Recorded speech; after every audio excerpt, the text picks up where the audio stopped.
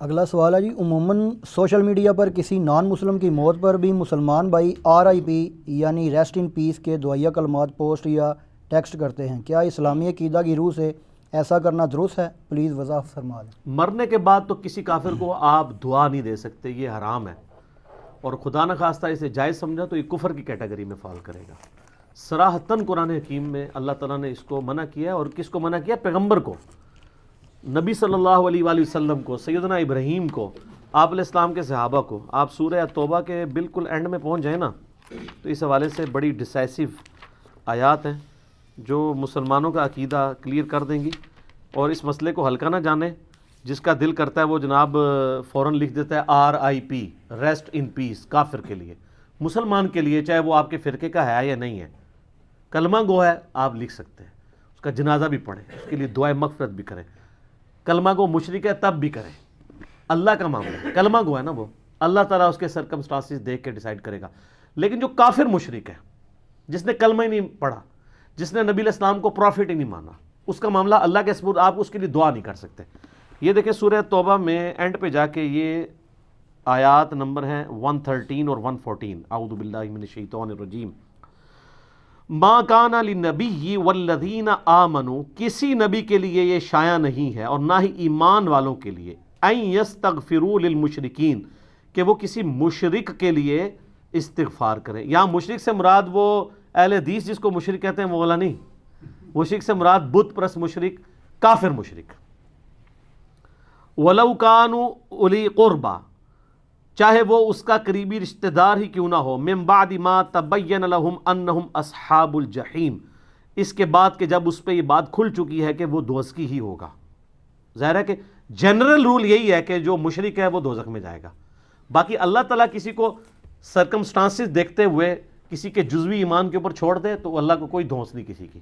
وہ بخاری مسلم میں حدیث ہے، ایک بندے کی موت کا وقت قریب آیا، اس نے اپنی اولاد کو اکٹھا کر کے کہا بتاؤ میں تمہارا کیسا باپ تھا؟ بڑا اچھا۔ ان کا پھر میری ایک خواہش پوری کرو، جب میں مر جاؤں میری لاش کے ٹکڑے ٹکڑے کر دینا، اس کو آگ لگا دینا، اس کی راکھ ہواؤں میں سمندروں میں بکھیر دینا۔ لَإِن قَدَرَ اللَّهُ عَلَيَّ، اگر اللہ نے میرے پہ قدرت پا لی تو مجھے ایسا عذاب دے گا جو کسی کو نہ دیا ہوگا۔ تو یہ صراحتاً کفر ہے، یہ عقیدہ کہ اگر راکھ بکھیر دی جائے تو اللہ تعالیٰ زندہ نہیں کر سکتا، اس لیے تو وہ کرنا چاہ رہا تھا۔ جب وہ مر گیا تو مرنے کے بعد اس کے بیٹوں نے یہی کچھ کیا۔ بخاری مسلم کے الفاظ ہیں، مشکات میں آپ کو اللہ کی رحمت والے چیپٹر میں دوسری جلد کے سٹارٹ میں مل جائے گا۔ تو اللہ تعالیٰ نے ہواؤں کو، پانیوں کو حکم دیا، زمین کو کہ اس کے اجزاء جمع کرو، زندہ کر لیا، پھنس گیا۔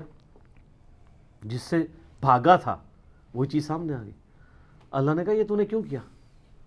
کہ یا اللہ تجھے ڈر گیا تھا۔ تو اللہ نے فرمایا تیرا یہ عقیدہ تھا تجھے مرنے کے بعد کوئی زندہ کر کے پوچھے گا؟ اس نے کہا یا اللہ میرا یہ عقیدہ تھا کہ مرنے کے بعد مجھے کوئی زندہ کرے گا، لیکن اس طریقے سے وہ سمجھتا تھا کہ اگر میری راکھ بکھیر دی گئی تو میرا مالک مجھے زندہ نہیں کر سکے گا۔ اس کا کفر جزوی تھا، کلی نہیں تھا۔ جزوی یہ تھا کہ اگر راکھ بکھر گئی پھر میں زندہ نہیں ہوں گا، اگر میری لاش ہی دفنائی گی تو میں زندہ ہو جاؤں گا۔ لیکن کفر تو کفر ہے۔ ابن حجر اسقلانی نے بھی اس پہ پوری بحث کی ہے کہ کفر کر کے مرا ہے وہ، لیکن اللہ نے اس کے جزوی کفر کو ایکسیپٹ کر لیا، اس کی کم عقلی کی وجہ سے، نااہلی کی وجہ سے۔ اللہ نے فرمایا تیرا واقعی یقین تھا، یا اللہ جا تجھے بخش دیا، اللہ نے بخش دیا۔ اسی میں کہتا ہوں کلمہ کو مشرک جو ہے نا، اللہ کو ایک مانتا ہے، نماز اللہ کی پڑھتا ہے، نماز میں ایاک نعبد و ایاک نستعین پڑھتا ہے، اس کے باوجود کسی بابے کو پکار لیتا ہے، کوئی اور مسئلہ کرتا ہے، آپ اس کی اصلاح کریں، اس پہ فتویٰ نہ لگائیں کہ اس کو آپ دوزخ میں پھینکیں اور کہ یہ مر گیا میں نے اس کا جنازہ ہی نہیں پڑھنا۔ ویسے تو وہ بھی آپ کے ساتھ یہی کرتے ہیں، مر گیا مردود، نہ فاتحہ نہ درود، وہ بھی یہی کچھ کر رہے ہیں۔ مطلب بریلوی کے اہل حدیث کا جنازہ پڑھیں گے تو اہل حدیث اگر بریلوی کو نہیں پڑھے تو کوئی پریشانی بات نہیں ہے۔ سنی شیعہ، شیعہ سنی کا، اب تو خیر کو پڑھ لے تو زیادہ بات ہے، اب تھوڑی ماڈریشن آ گئی ہے۔ تو یہ اللہ تعالیٰ فرما رہا ہے کہ جب ان پہ یہ کھل جائے کہ مشرک ہے، نہ ان کے ساتھ استغفار نہیں کر سکتا۔ وما کان استغفار ابراہیم لابیہ، اور جو ابراہیم نے اپنے باپ کے لیے استغفار کیا تھا، الا عن موعدۃ وعدہا ایاہ، تو وہ اس وعدے کے سبب تھا جو اس نے اپنے باپ سے کیا تھا۔ وہ جو سورہ مریم میں آتا ہے جب باپ نے کہا نکل جا تو ان کا میں تیرے لیے استغفار کروں گا، تو حضرت ابراہیم اپنے باپ کے مرنے کے بعد بھی اس کے لیے دعائیں مغفرت کرتے رہے. تو اللہ نے ایک کانٹا نکال دیا کہ کوئی ابراہیم کی پلی نہ لے کہ ابراہیم ہی تو اپنے کافر باپ کے لیے.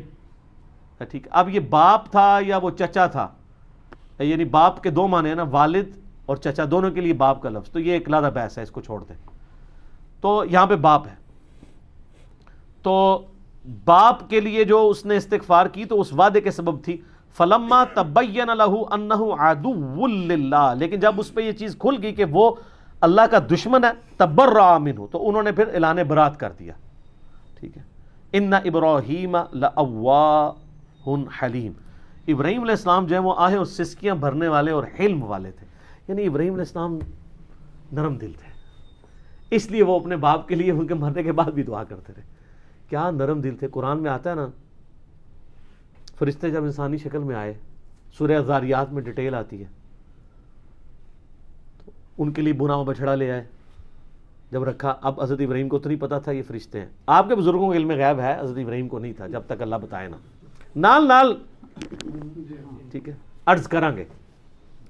تو جب انہوں نے نہ کھایا نا تو ان کے دل میں، قرآن میں آتا ہے کہ ان کے دل میں خوف آیا کہ یہ، کیونکہ دشمن جو ہوتا تھا نا وہ نمک نہیں کسی گھر کا کھاتا تھا، ورنہ اس کے ساتھ وفاداری کرنی پڑتی تھی. اس طرح کے ایٹیکیٹس اس جاہلیت کے دور میں بھی تھے. تو انہوں نے کہا یہ لگتا ہے غلط ارادے سے آئے، اس لیے میرے گھر کا نمک نہیں کھا رہے. تو پھر فرشتوں نے کہا گھبرائیے نہیں، ہم ایک قوم کی طرف بھیجے گئے ہیں، قوم لوط کی طرف، ان کو تباہ و برباد کرنے کے لیے. تو قرآن میں آتا ہے کہ وہ پھر قوم لوط کے معاملے میں بھی جھگڑنا شروع ہو گیا. قرآن نے اس جھگڑے کا ذکر نہیں کیا، لیکن تورات میں وہ پورا جھگڑا موجود ہے. کیا تھا؟ اب چونکہ نرم دل تھے تو حضرت ابراہیم علیہ السلام نے کہا اچھا کیا کرنا ہے مارنے کے لیے ان کو؟ اوپر سے نیچے پھینکیں گے، پتھروں کی بارش کریں گے.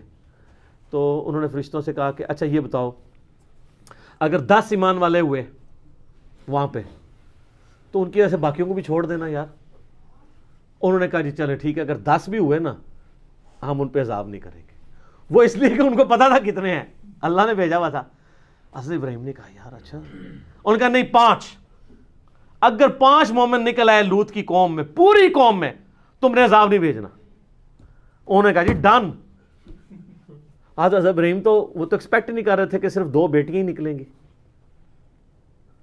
ہاں رائیونڈ اجتماع میں 16 لاکھ بندہ اکٹھا ہوتا ہے اور ملتان اجتماع میں بھی 20 لاکھ بندہ اکٹھا ہوتا ہے. لوط علیہ السلام کے ساتھ 2 بیٹیاں تھیں. یہ جو آپ اتنے بڑے بڑے مجمع دیکھ رہے ہیں نا، یہ محمد رسول اللہ کی کرامت ہے زندہ. یہ امت کا خمیر توحید سے اٹھا ہوا ہے جو اس بڑے لیول کے اوپر، یہ پرانی امتوں میں اس امت کی مثال اس لیے دی جاتی تھی کہ یہ امت توحید ہے، کہ بڑے پیمانے پہ لوگ حق قبول کریں گے. اگر آپ اس کو کمپیئر کریں تو پوری انسانی ہسٹری میں اتنے لوگوں نے توحید نہیں قبول کی ہے جو ایک ایک ایرا میں، ایک ایک سینچری میں مسلمان جتنے رہے ہیں. یہ نبی علیہ السلام کو اللہ نے ایک اعزاز دیا ہے.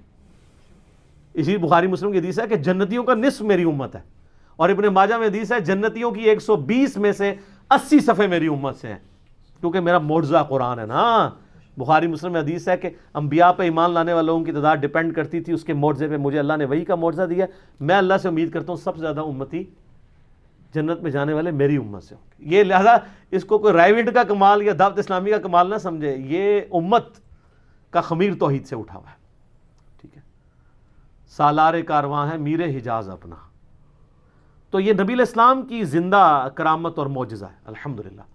تو حضرت ابراہیم علیہ السلام تو سیٹسفائی ہو گئے، لیکن وہاں سے 2 بیٹیاں اور ایک لوط علیہ السلام کی اپنی بیوی بھی قرآن میں آتا ہے، اور وہ بھی کافرہ تھی اور وہ بھی تباہ کر دی گئی.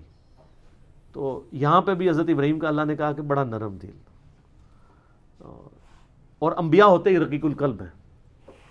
آپ چھوٹے بچوں کو بھی دیکھا، چھوٹی سی بات پہ روئیں گے، ہنسانا چاہیں اسی ٹائم ہنسا لیں، ہنسانے کے دوران دوبارہ رلانا چاہیں رلا لیں. بڑا بندہ تو نہیں کر سکتا. یہ جتنا مرضی مائناس قسم کا بھی ایکٹر ہو، اس کو بھی دوائی آنکھ میں ڈالنی پڑے گی آنسو لانے کے لیے. وہ ڈالتے ہیں نا ڈراموں والے. لیکن بچے جو ہے آپ دیکھیں، ایسے روتے ہیں ایسے چپ، ایسے روتے ہیں پھر وہ زار اتار. کیوں؟ ان کے دل بہت نرم ہوتے ہیں، ان کا رسپانس ایبرپٹ ہوتا ہے. انبیاء بھی چونکہ صاف دل والے ہوتے ہیں نا تو وہ بہت رقیق القلب ہوتے ہیں. آپ نبی علیہ السلام کی احادیث اگر بخاری مسلم ملے، آپ کو عام حالت میں نظر آئے گا کہ آپ کے پاس کوئی غم کی خبر آئی ہے تو وہ مطلب کوئی دور دراز کا بندہ ہی ہے تو آپ رونا شروع کر دیا. आंसू नहीं थम रहे, किसी की गम की को बात सुनी तो फौरन रिस्पांस होता था। तो इब्राहीम अलैहिस्सलाम भी जो है वो नरम दिल, अल्लाह कह रहा है देख लें यार, कमाल नरम दिली उसकी है जिसको अल्लाह कह रहा है नरम दिल। लेकिन सारे इब्राहीम नहीं होते, हज़रत मूसा जैसे लोग भी होते हैं, तो लिहाजा हमारी सख्ती भी बर्दाश्त कर लें, ठीक हो गया।